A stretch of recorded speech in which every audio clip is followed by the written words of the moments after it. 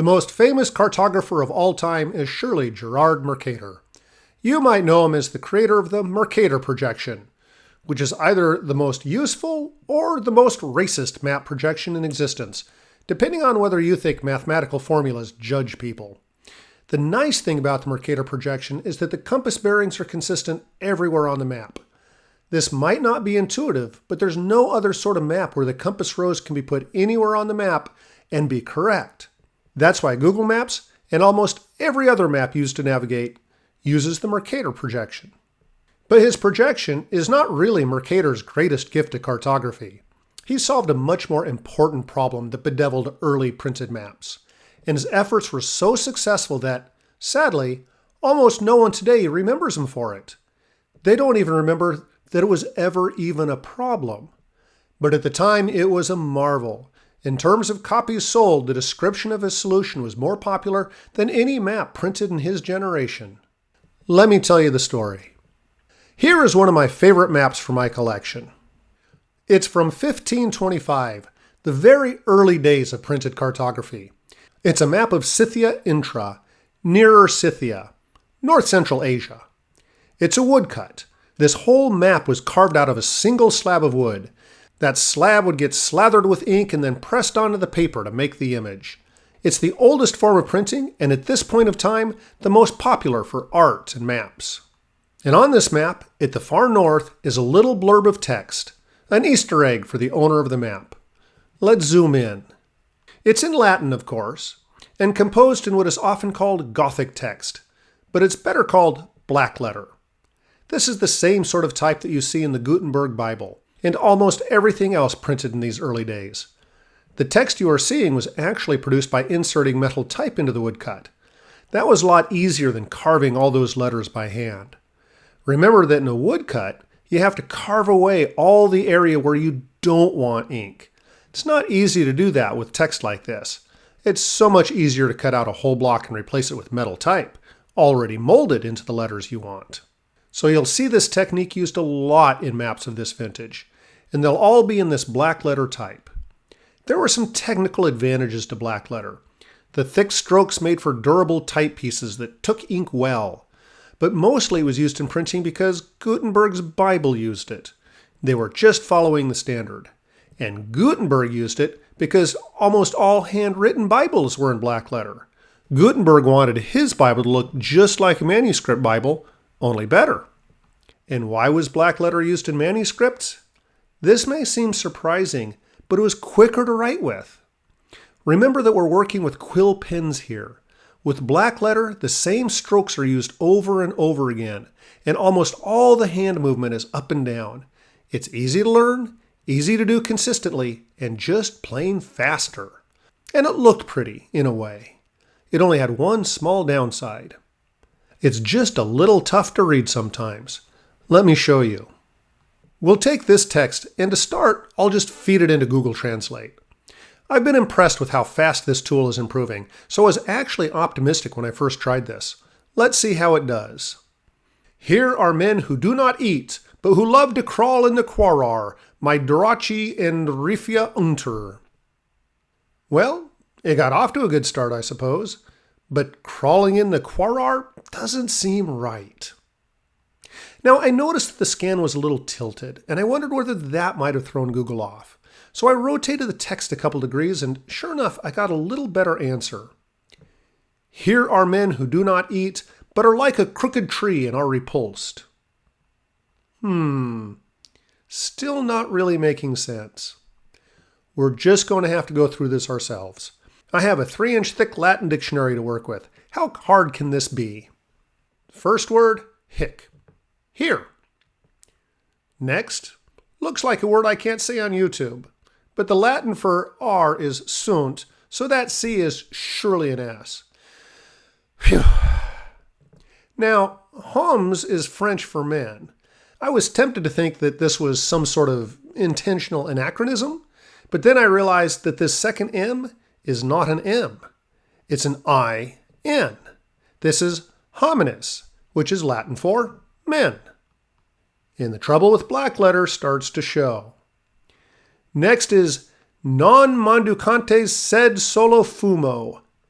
Mendicantes literally means chewers or eaters, as in mandible, your lower jaw.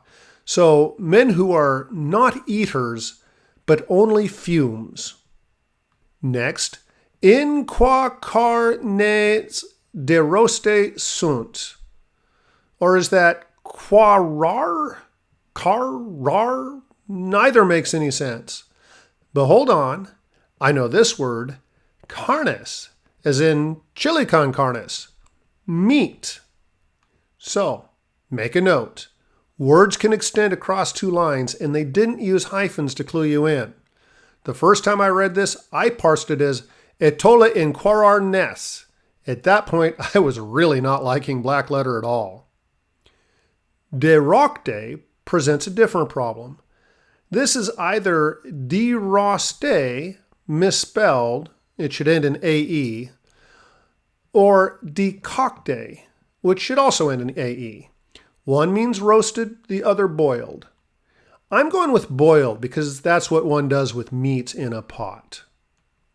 Now the last word stumped Google, and it stumped me too.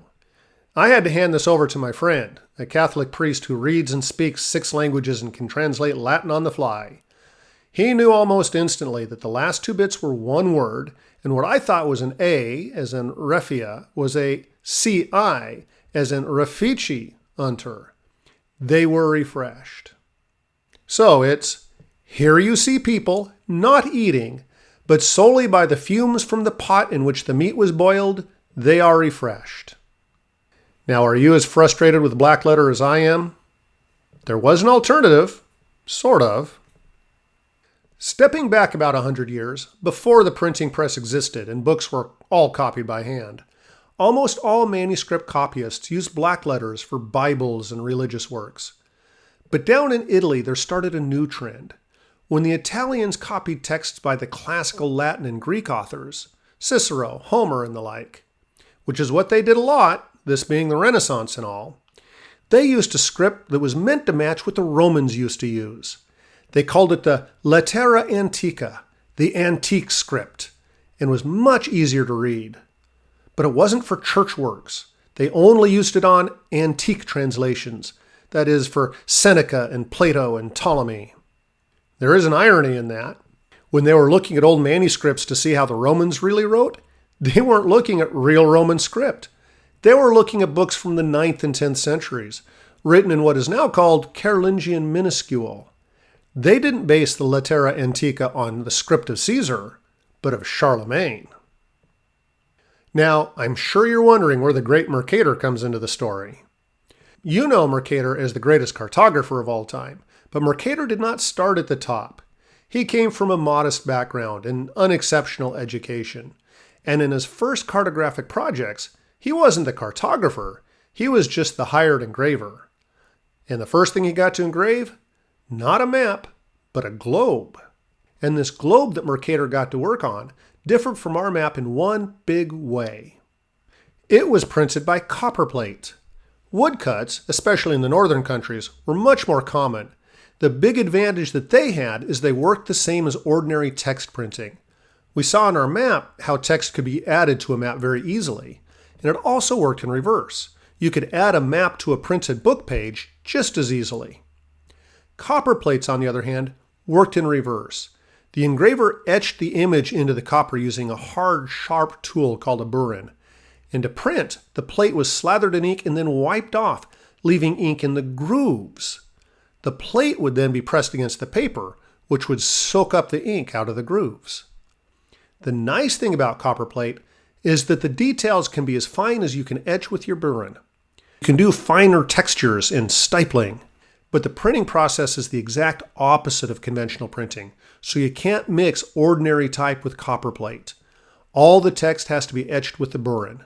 And if you wanted to include a copperplate illustration or a map in a book, it had to be printed separately and inserted after the fact. So in Mercator's time, it wasn't clear which was the superior technology. But that changed, first with his globe and then with his first map.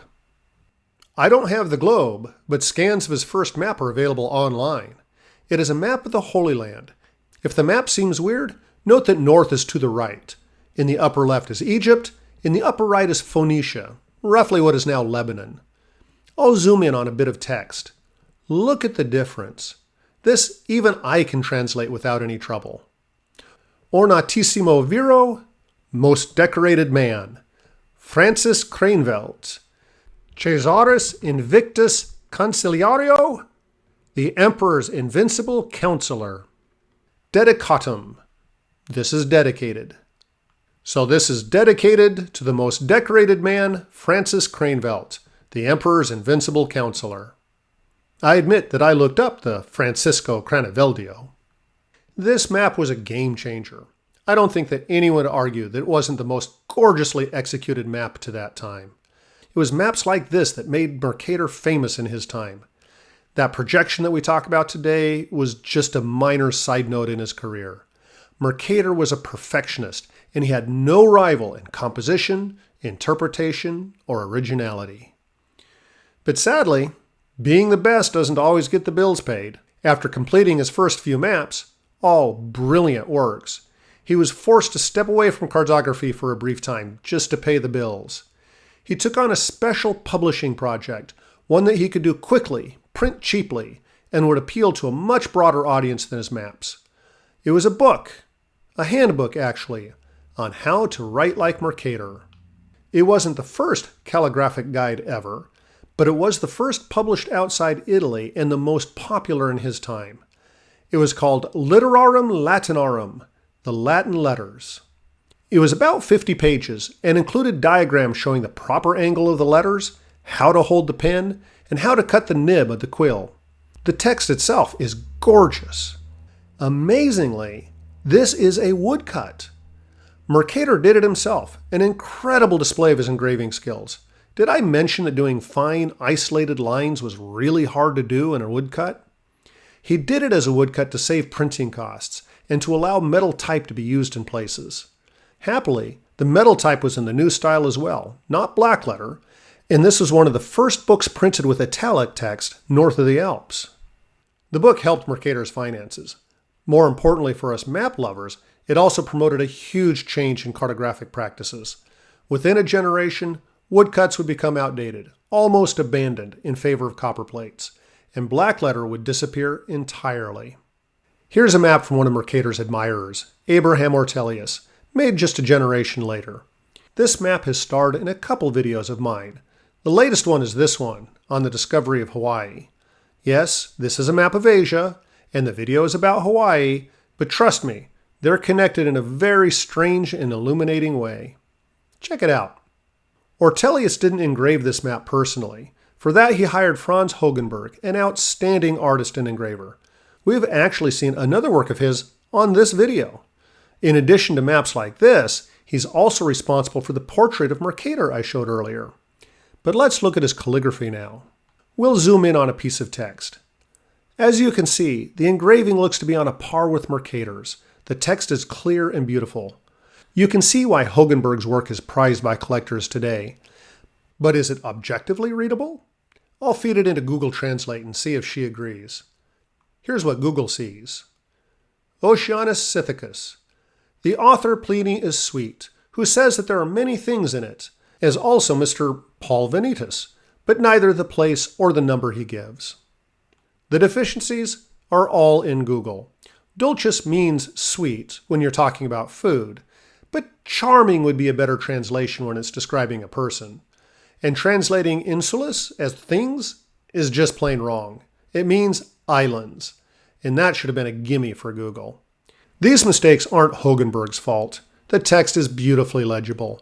Google just still has some work to do. So there you have it. Mercator's greatest contribution to cartography wasn't the projection that we keep talking about today. It was in making maps readable. And I'd say pretty, too. The man does not get enough credit. I hope you enjoyed this little adventure in typography. If you did, please like, share, and subscribe. And let me know what other cartographic concepts you would like to see explored on the Eye of History.